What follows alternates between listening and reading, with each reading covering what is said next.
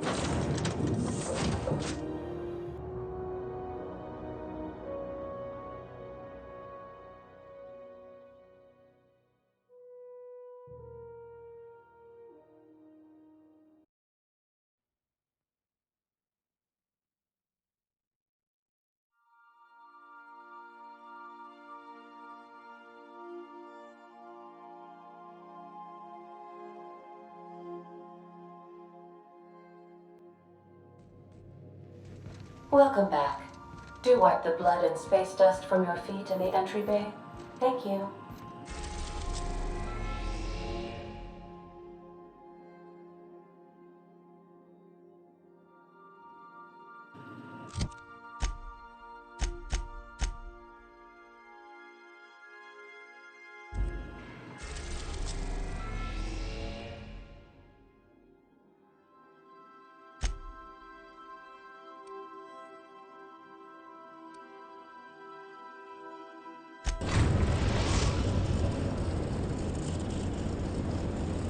Message from Dr. Wells. He'd like to congratulate you on finding a route to Monarch. Well done.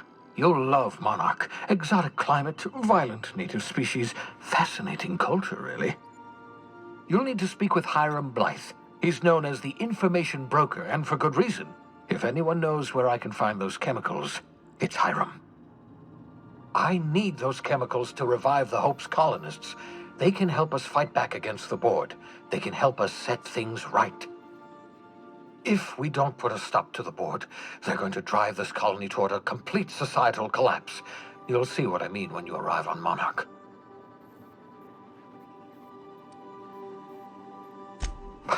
No, never. Monarch is a hotbed of political activity. I can't imagine why Hiram set up shop there. Cuisine, perhaps? I certainly wouldn't call it boring, especially if your idea of fun involves navigating a hostile biosphere populated by carnivorous monsters. You'll want to hire the services of a skilled guide. I recommend a hunter by the name of Nyoka. Frequents the drinking establishments of Stellar Bay. Very hard to miss. Once you have everything you need, make your way to Hiram Blythe's compound. Come see me in my lab. I'll answer any questions you have. Best of luck. Everyone on the Hope is counting on you. Captain, an unusual wavelength is coming through Monarch's aether wave frequencies. The eternal is in us all. The OSI would have you believe that your place in society, indeed in the universe, is preordained. A man who works in the mines of Hephaestus, coating his lungs in mercury dust for not but a few bits a night. This fate is set in stone? When he dies young, coughing up black blood, his part in the grand plan? No, I say. Greatness is in everyone, not just those so fortunate as to have been born into prosperity. That was unexpected and odd. Analyzing the subtextual ordering. I believe it was a type of sermon, Captain. Very zealous in origin.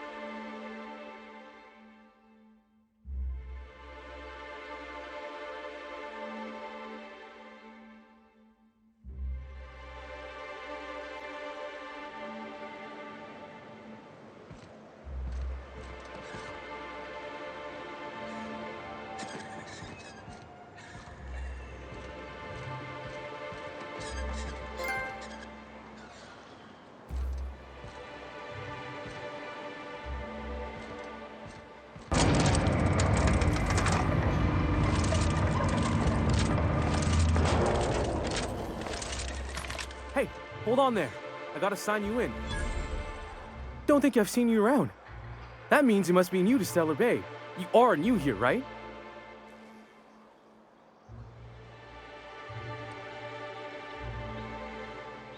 You must have seen those UDL gunships on your way in. There's only 3 of them these days. Still, they tend to scare folk off.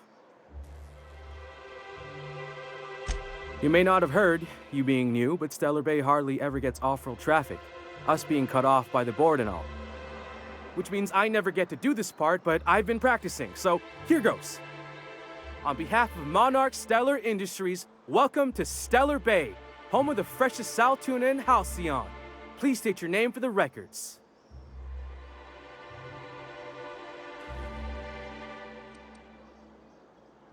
Aw, don't be like that. I never get to do this part. Please. Swell. There's one for the logs. I'm even gonna give you your own entry code. I'm not supposed to do that. It's against procedure, but Mr. Sanjar isn't so strict about the rules here. Besides, I got a lot of empty entries to fill.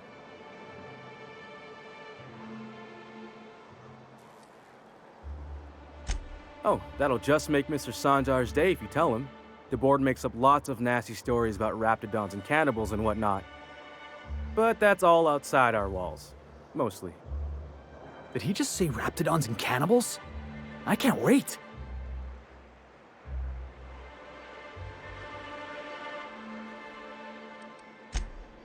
Oh, sure. It makes Stellar Bay sound like a rotten place, but it's not so bad. Get a good breeze going, and the sulfur smell mostly covers up the fishy smell. Ah, the nostalgic stench of home. Can't say I miss the day-to-day of living in Edgewater. Anyway, Mr. Sanjar's got lots to say on that subject. Kinda goes over my head, though. We don't get ship traffic in town. Only off-worlders who do make it out here are sublight. They got a base in Fallbrook. And thank the stars for them, or we would have run out of Rizzo's Purple Berry Crunch years ago. Mr. Sanjar will be mighty pleased to meet you. If you see him over at headquarters, maybe you could tell him I did a bang-up job of welcoming you? Oh, and if you're headed that way, maybe you could do me a favor? I got this Rizzo's Rangers tossball poster coming in on the next sublight shipment, signed by the Black Hole himself. Only I haven't heard anything in a while. You think you could check with Celia to see if it's come in? Boss, come on. Black Hole Birdie, the Holmeister, the Hack Attack. That's Bertie Holcomb, only one of the greatest tossball hackers ever. Everyone's heard of him, even on Monarch. We still get some of the games. You been living in a sulfur pit or something?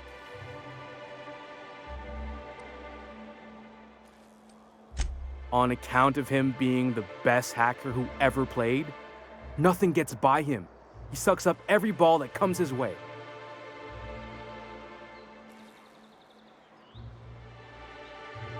Whatever you say, I could talk tossball for hours.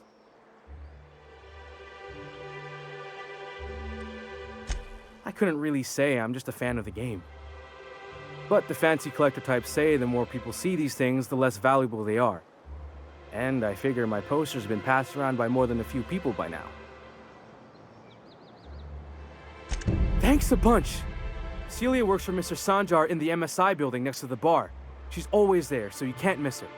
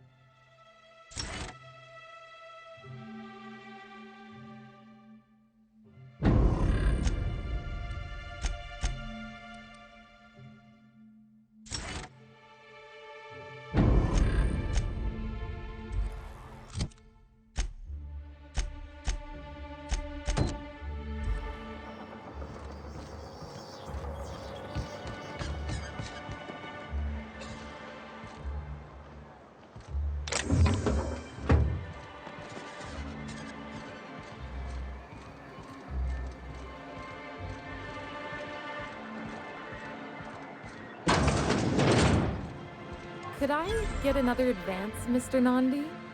Greetings, and welcome to Monarch Stellar Industries, producers and purveyors of the finest salt tuna in Halcyon. What can I do for you today?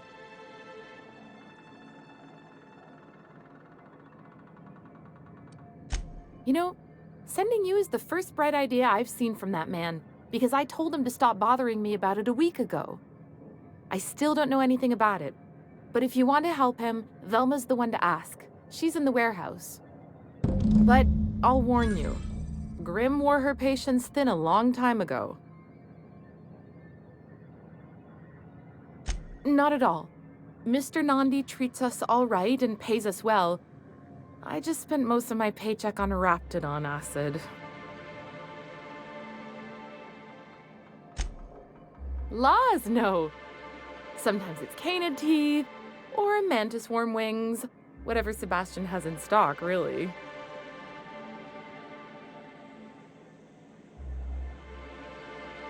So I can talk to him, of course. He doesn't get going about much else. Sort of the strong, silent type. Unfortunately, my apartment's kind of filling up with his stuff, and some of the neighbors are complaining about the smell. Would you? I'd appreciate that so much. Maybe don't tell him I wanted you to ask, just that you met this really nice lady named Celia, and she seemed... Oh, Mr. Nandi's doing that thing where he breathes through his nose real slowly. I'd better get back to work. He doesn't talk much, but he's got this quiet intensity, you know? Like there's stuff going on inside his head that you have no idea about. Plus, he's got great legs. It's hard to find a man who doesn't skimp on lower body exercises.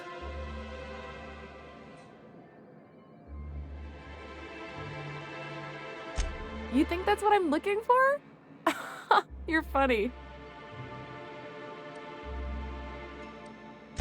Sorry, sometimes I get carried away.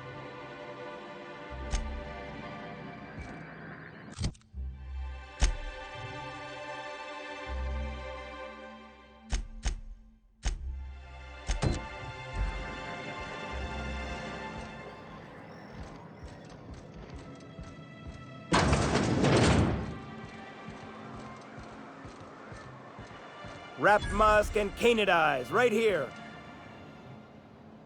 Hello, stranger. Can I interest you in Raptidon tongue? Or maybe some canid toenails? You look like a man who's looking for some mostly fresh animal parts?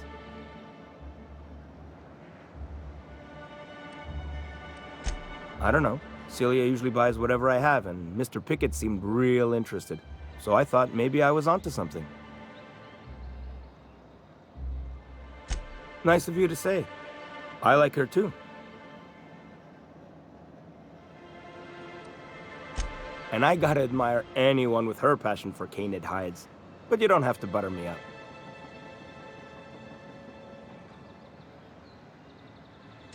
Wait, I see what's going on. She put you up to this so she could get a discount, hmm? Don't get me wrong. I'd like to give her a discount. She's a real fine lady. Always talks nice and slow, so I understand. But if I give her one, I won't hardly make a bit, on account of no one else having any use for Raptidon tongues.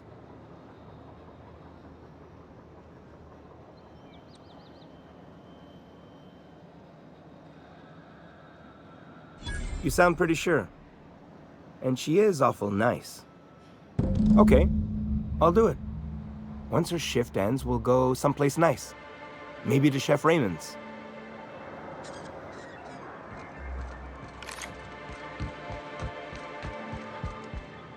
Have you talked to Sebastian yet? What did he say? Okay, but how did he say it? Did he sound excited? Or like he was just agreeing to it?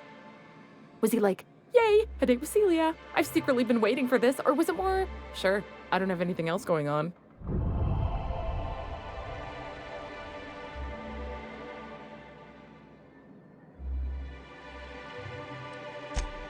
Oh, I will. Now I've just got to figure out which jumpsuit I'm wearing and how I'm fixing my hair. Or maybe I should go with a casual look? Ah, look at me going on. I'm sure you've got other things to do, and Mr. Nandi's giving me that back to work look. Anyhow, thank you.